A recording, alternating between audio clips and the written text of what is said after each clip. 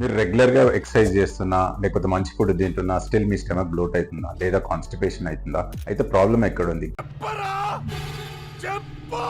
Gut microbiome అనేది imbalance అయితే ఇవన్నీ అయ్యే ఛాన్సెస్ ఎక్కువగా ఉంటాయి. గట్ మైక్రోబయామ్ అనేది చిన్న ఎకో సిస్టమ్. దాంట్లో ట్రిలియన్స్ ఆఫ్ మైక్రో ఆర్గానిజమ్స్ ఉంటాయి, లైక్ బ్యాక్టీరియా అండ్ ఫంగస్. అవి ఏం చేస్తాయంటే మన బాడీలో బయాలజికల్ యాక్టివిటీస్ కి హెల్ప్ చేయడానికి ట్రై చేస్తాయి. ఫైబర్స్ ని బ్రేక్ చేయడం కానీ, ఇన్ఫ్లమేషన్ తగ్గించడం కానీ, ఇన్ఫెక్షన్స్ ని ప్రొటెక్ట్ చేయడం కానీ ఇవన్నీ చేస్తుంటాయి. ఇవి ఎప్పుడైతే డిస్టర్బ్ అవుతాయో మీరు లో ఎనర్జీ ఫీల్ కావడం, కాన్స్టిపేషన్ ప్రాబ్లం, డైజెషన్ ప్రాబ్లం ఇవన్నీ అవుతా ఉంటాయి. సో ఇవి ఎందుకు డిస్టర్బ్ అవుతాయి? మీ తినే ఫుడ్ చాయిసెస్ వల్ల. ఎక్కువ sugary foods, oily foods, junk foods ఇవన్నీ తింటే మన దరిద్రం ఏంటంటే స్విగ్గీ జొమాటోలో ఆర్డర్ చేసుకోవాలి, తినాలి. ఎందుకు తింటున్నాం, ఏం తింటున్నాం అని చాలా మంది ఆలోచించరు.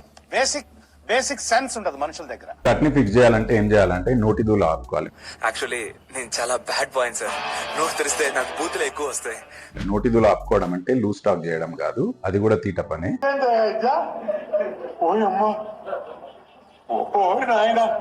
మనం తినే ఫుడ్ చాయిసెస్ లో హై ఫైబర్ ఫుడ్స్ ని ఇంక్లూడ్ చేసుకోవాలి. Leafy vegetables, fruits, fermented foods. మీరు అవాయిడ్ చేయాల్సిన ఫుడ్స్ ఏంటంటే ప్యాక్డ్ అండ్ యాంటీబయాటిక్స్. మంచిగా పడుకోవాలి. గట్ మంచిగా ఉంటే మీరు ఆడిందే ఆట, పాడిందే పాట. ఇంకొక ఇంట్రెస్టింగ్ విషయం ఏంటంటే డోపమైన్ అండ్ సెరోటోనియన్. సెరోటోనియన్ అంటే హ్యాపీ హార్మోన్ కాదు, అది 90% గట్ లోనే ప్రొడ్యూస్ అవుతుంది. అందరికి హ్యాపీనెస్ అంటే ఇష్టమే కదా. మీ ఫుడ్ చాయిసెస్ ని మంచిగా పెట్టుకుంటే, ఎక్సర్సైజ్ రెగ్యులర్ గా చేసి గట్ క్లీన్ ఉంటే మీరంట హెల్తీగా ఎవరు ఉండలేరు.